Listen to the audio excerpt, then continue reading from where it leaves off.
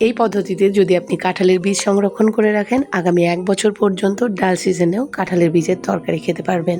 কাঁঠালের বীজ সংরক্ষণ করে রাখার জন্য আমি এখানে কিছু কাঁঠালের বীজ নিয়েছি।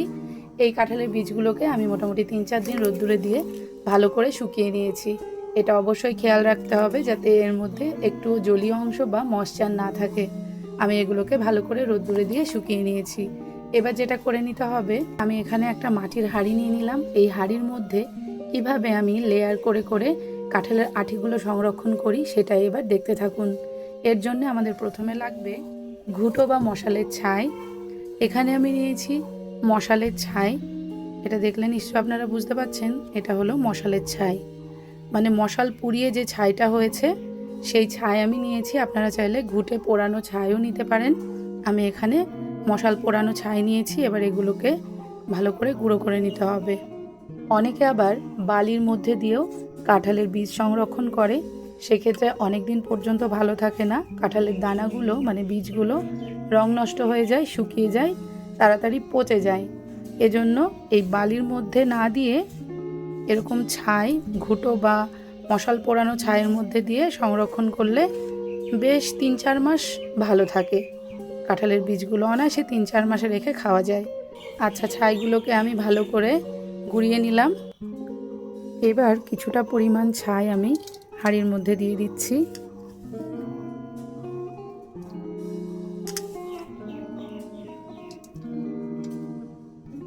দিয়ে দিলাম কিছুটা পরিমাণ ছাই। এবার এর মধ্যে আমি 1 মুঠো মতো কাঁঠালের বীজ দিয়ে দিচ্ছি। এই যে ঠিক ওই একইভাবে আবার দিয়ে দেবো কিছুটা ছাই। দিয়ে দিলাম আবার কিছুটা ছাই। এবার আবার 1 মুঠো কাঁঠালের বীজ দিয়ে দিচ্ছি। আবার একটু ছাই, ঠিক যেন সেই বিরিয়ানির লেয়ারের মতো। এবার বাকি কাঁঠালের বীজগুলো দিয়ে দিচ্ছি। এবার বেঁচে যাওয়া সম্পূর্ণ ছাইটা এবার এর ওপর থেকে দিয়ে দিতে হবে।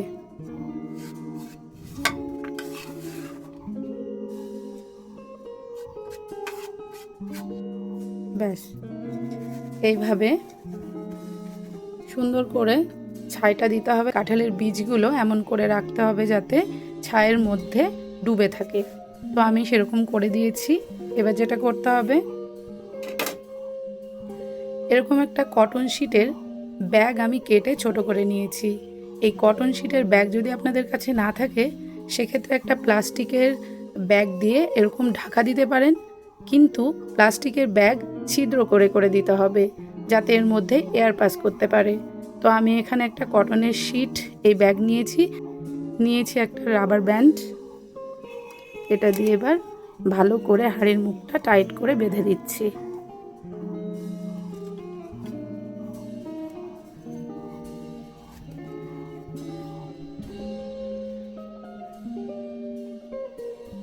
ঠিক এইভাবে হাঁড়ির মুখটাকে বেঁধে দিতে হবে।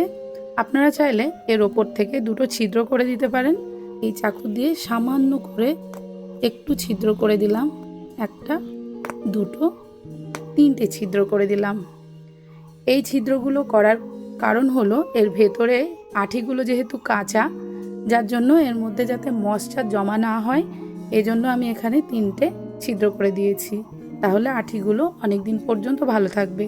আবার ছিদ্র না করলেও অসুবিধা নেই, এটা হলো ব্রিদেবল একটা কটন শিট, তো এর মধ্যে ইজিলি এয়ার পাস করে।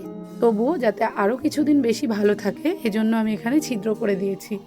তো এই হাঁড়িটাকে এবার আমি ঘরের কোনো একটা কোণে বা ব্যালকনির সাইডে রেখে দেব।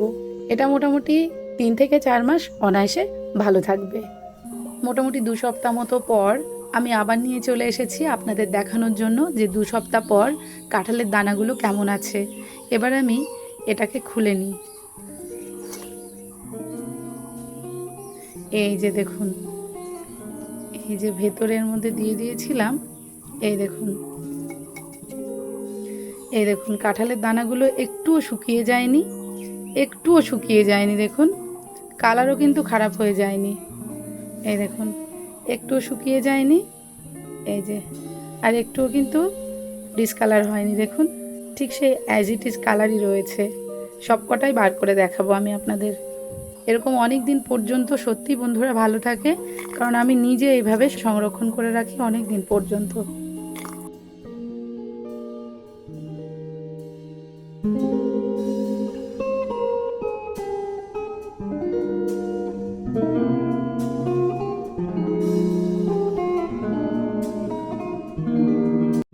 তো আশা করি আমার আজকের এই কাঁঠালের বীজ সংরক্ষণের পদ্ধতিটা আপনাদের ভালো লেগেছে। ভালো লাগলে অবশ্যই একটা লাইক দিয়ে বেশি করে শেয়ার করে দেবেন। আর যদি আপনি চ্যানেলে নতুন হন তাহলে অবশ্যই চ্যানেলটিকে সাবস্ক্রাইব করে পাশে থাকা বেল আইকনটি প্রেস করে দেবেন। আর ভিডিও ভালো লাগলে অবশ্যই একটা লাইক আর হাইপ দিতে ভুলবেন না। এই দেখুন।